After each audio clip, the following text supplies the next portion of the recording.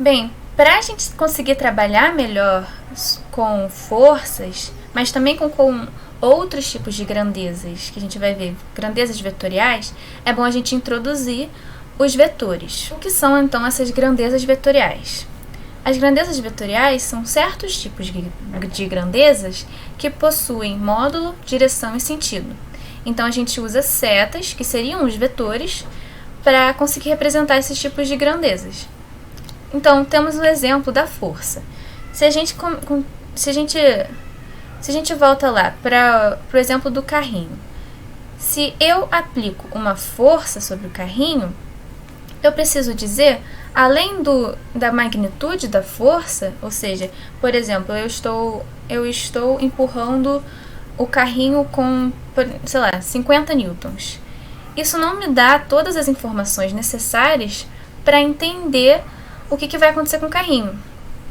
Então, eu preciso dizer, além da magnitude da força, 50 newtons, eu preciso dizer também qual é a direção e qual é o sentido dessa força. Então, a direção seria essa direção daqui que eu estou aplicando a força sobre o carrinho, e o sentido seria se eu estou empurrando o carrinho, por exemplo, ou se eu estou puxando o carrinho. Então, eu preciso dizer que a força que eu estou aplicando tem 50 newtons, que ela está sendo aplicada nessa direção horizontal e que eu estou empurrando o carrinho. Aí sim eu vou saber o que está acontecendo com o carrinho. Eu tenho todas as informações importantes acerca da força que eu estou aplicando. Por exemplo, a velocidade, ela também precisa de todas essas informações de módulo, direção e sentido. Não basta eu dizer que o carrinho está se movendo a 5 metros por segundo. Eu também tenho que falar em que direção que ele está se movendo. Se ele está se movendo para frente, se ele está se movendo para trás, se ele está indo para cima. Então, esses tipos de grandezas, elas precisam de mais informações, que é diferente das grandezas com as quais a gente está mais acostumado, que são as chamadas grandezas escalares. Se a gente pega, por exemplo, essa garrafa de vinho aqui dentro do carrinho, e eu decido descrever essa garrafa de vinho. Eu posso falar sobre a temperatura dela, sobre a massa dela e sobre o volume dela. O que eu preciso falar para você entender cada uma dessas grandezas? Eu preciso dizer apenas que essa garrafa tem 26 graus Celsius, tem 1,2 kg e 750 ml. Eu não preciso dar nenhuma informação adicional para cada uma dessas coisas, para temperatura, massa e volume, para que você entenda cada uma dessas grandezas escalares. Eu não preciso dizer, por exemplo, a temperatura dessa garrafa de vinho é 26 graus Celsius noroeste. Entendeu? Eu preciso apenas dizer que são 26 graus Celsius. Eu preciso te dar um valor numérico e uma unidade, que poderia ser Kelvin, poderia ser Fahrenheit, mas não preciso te dizer direção nem sentido. Então, essas grandezas, elas não precisam ser representadas por setas, que nem as grandezas vetoriais. Agora, por que a gente usa setas para representar, né? Por que a gente usa essas setas com os nomes de vetores? Por que a gente usa essas setas para representar grandezas vetoriais? A gente usa essas setas para a gente entender como que são feitas as operações com grandezas vetoriais. Por exemplo, quando a gente quer adicionar duas massas, por exemplo, quando a gente quer adicionar uma massa de 1 kg de feijão com uma massa de 5 kg de feijão, a gente vai ter no total 6 kg de feijão, né? 1 mais 5, 6 kg de feijão. Agora, quando a gente faz isso com forças, velocidades, grandezas vetoriais, 1 mais 5 não necessariamente é igual a 6. Quando a gente opera com grandezas vetoriais, a gente precisa saber a direção e o sentido dessas grandezas para que a gente consiga somá-las, para que a gente consiga fazer operações com elas. 1 mais 6 pode ser, por exemplo, 4. Mas a gente vai entender melhor isso. Então, a gente usa essas representações de setas para conseguir somar, subtrair e multiplicar essas grandezas vetoriais. Por exemplo, se a gente tem aqui a última garrafa de vinho do supermercado, promoção. Temos, então, duas pessoas batalhando ali, e as duas pessoas querem essa última garrafa de vinho. Então, a gente tem uma pessoa puxando a garrafa de vinho para cá e a outra pessoa puxando essa garrafa de vinho para cá. Então, a gente tem duas forças sendo aplicadas sobre essa garrafa de vinho. Como é que a gente adiciona essas duas forças para saber qual é a força total atuando ali sobre a garrafa de vinho? Então, a gente usa essas setas para a gente conseguir chegar ao valor final da força ali sobre essa garrafa de vinho, entender o que vai acontecer com ela. Então, por exemplo, para adicionar esses dois vetores, a gente segue a chamada regra do polígono. O que é a regra do polígono?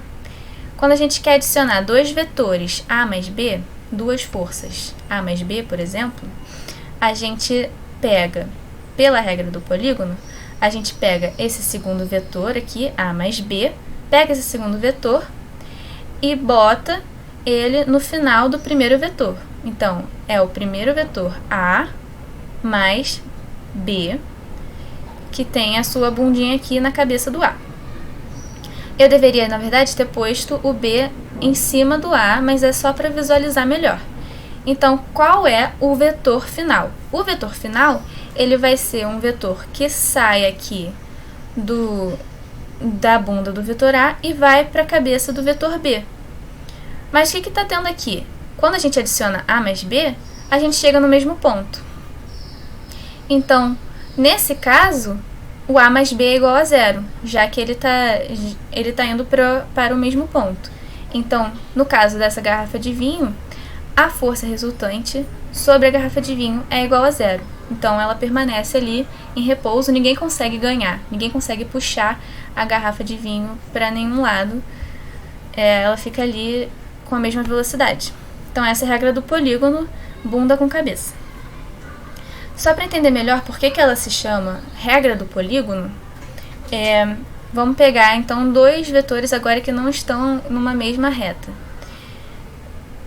Quando você quer adicionar dois vetores pela regra do polígono, novamente a gente pega esse segundo vetor, A mais B, pega o B, bota a bunda do B na cabeça do A. Então, o vetor resultante vai ser aquele que sai da bunda do A, do primeiro vetor, A, e vai para a cabeça do vetor B, pelo menor caminho, que seria essa reta. Então, o vetor resultante seria esse vetorzão aqui, C, essa seta C. Essa é a regra do polígono. A gente formou aqui um polígono, um triângulozinho. Então, como a gente já viu, essas operações, essa regra do polígono, essas operações com vetores nos levam ao vetor resultante, que antes a gente encontrou zero, a gente encontrou que a força resultante era igual a zero. Nesse caso, se a gente estivesse trabalhando com duas forças, a força resultante seria essa daqui, seria a força resultante seria esse vetorzão C.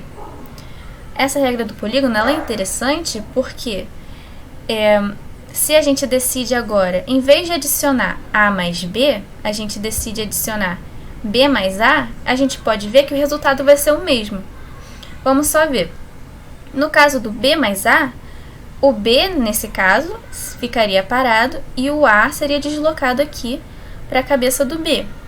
Então, o vetor final seria esse C, é o mesmo resultado. Então, pela regra do polígono, fica muito fácil de ver que a adição ela independe aqui da ordem dos vetores. Então, A mais B é igual a B mais A, que é igual a C. Então, esse é o primeiro tipo de operação de vetor, a soma de vetores, ela obedece essa regra do polígono. Ela também obedece a regra do paralelogramo, que também aparece muito, mas vocês podem usar qualquer uma dessas regras, as duas funcionam dão o mesmo resultado. A regra do paralelogramo, por sua vez, ela desenha uma linha pontilhada aqui paralela ao primeiro vetor e com o mesmo tamanho, faz a mesma coisa com o vetor B, como se a gente estivesse deslocando, assim como na regra do polígono. Então, a gente tem essa reta paralela ao A, essa reta paralela ao B. O seu vetor final vai ser aquele que sai aqui do ponto de aplicação e vai até essa outra extremidade do paralelogramo.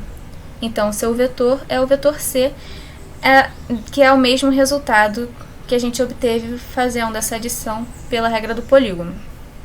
São duas regras que funcionam e dão o mesmo resultado, vocês podem usar qualquer uma das duas.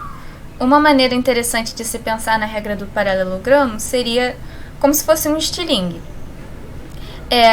No caso desses dois vetores que a gente está somando serem forças, então a força que está sendo aplicada aqui sobre essa bolinha é uma força aqui que essa corda está puxando a bolinha para cá e essa corda aqui está puxando essa bolinha para cá. Mas o que vai acontecer no final das contas com a bolinha? A bolinha ela vai seguir nessa direção daqui, que não é nem a direção dessa força nem a direção dessa força. Então aqui é só para dar uma intuição do que seria essa operação com vetores, dessa soma pela regra do paralelogramo. A próxima operação com vetores agora que a gente vai tratar é a subtração de vetores. Essa operação, ela também obedece à regra do polígono. A gente pode pensar na subtração de vetores como se fosse uma soma com o inverso de um vetor. Então, aqui eu escrevi A menos B, que vai ser igual a A mais menos B. O que é o menos B? Esse menos B, ele vai ter o mesmo módulo, a mesma direção, mas o sentido vai ser trocado. Esse negativo aqui é o sentido oposto do vetor B. Então, quando eu faço A menos B, eu vou fazer novamente o A mais esse vetor menos B, que vai ter que entrar aqui na cabeça do A. Qual é o vetor menos B? É o próprio vetor B, só que com o sentido trocado. Ele tem o mesmo tamanho, mas o sentido dele é trocado. Então, menos B vem aqui na cabeça do A, e A menos B vai ser igual ao vetor C. Vai ser igual a C. Agora, se a gente faz, que nem a gente fez na soma, e troca, agora a gente faz B menos A, vamos ver qual vai ser o resultado. Nesse caso, a gente vai ter que botar na cabeça do B o vetor menos A. E esse vetor menos A é o A trocado aqui de sentido. O nosso resultado vai ser o vetor menos C. Vamos ver. O vetor C e o vetor menos C aqui, eles têm o mesmo tamanho, a mesma direção, essa direção daqui, mas o sentido deles é trocado. Então, no caso da subtração, a gente não pode igualar A menos B igual a B menos A. Não são a mesma coisa. Eles só têm a mesma magnitude, mas o sentido desses vetores é diferente. Então, olha aqui. Dois vetores com o mesmo tamanho não são coisas iguais. Diferente do caso de grandezas escalares. Se eu tenho 2 sacos de feijão de 5 quilos, eles têm a mesma massa. Agora, se eu tenho 2 vetores com o mesmo tamanho, por exemplo, esse tamanho daqui, eles não são vetores iguais, porque tudo depende também da sua direção e do seu sentido. Esses vetores são diferentes, apesar de terem o mesmo tamanho, que eu estou chamando aqui de C. O tamanho dele daqui, o módulo dele é C. O C seria um valor. Então, essa é a subtração de vetores, ela também obedece à regra do polígono aqui, de um triângulozinho. A última operação que a gente vai ver é a multiplicação por escalar. O que é multiplicar por escalar? É pegar uma grandeza vetorial com direção e sentido e módulo e multiplicar por uma grandeza escalar, que seria esse 2. Esse 2 ele não tem módulo, esse 2 ele tem apenas módulo 2, mas não tem direção nem sentido. Então, nessa multiplicação, a gente simplesmente vai fazer, o que a gente vai fazer é simplesmente mudar o módulo desse vetor. A direção dele e o sentido dele vão continuar sendo os mesmos. Então, por exemplo, eu tenho aqui o vetor V. Se eu multiplico esse vetor V por 2, eu vou estar dobrando o seu tamanho. Então, aqui eu tenho o vetor resultante após essa operação com com multiplicação por escalar 2, o tamanho dele agora é dobrado. E ao passo que, se eu multiplico ele pelo 1 sobre 2 por meio, ou seja, eu estou dividindo agora o vetor v por um escalar 1 sobre 2, 0,5, o seu tamanho agora vai ser metade do tamanho original. Então, a operação por escalar é essa. Você vai ter um vetor final que vai ser igual ao seu vetor inicial vezes um escalar. Aqui eu estou falando que o escalar tem módulo k. Qual seria o módulo do 2? É o 2.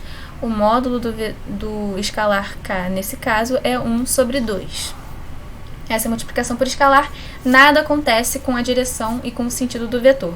Apenas o tamanho dele que muda.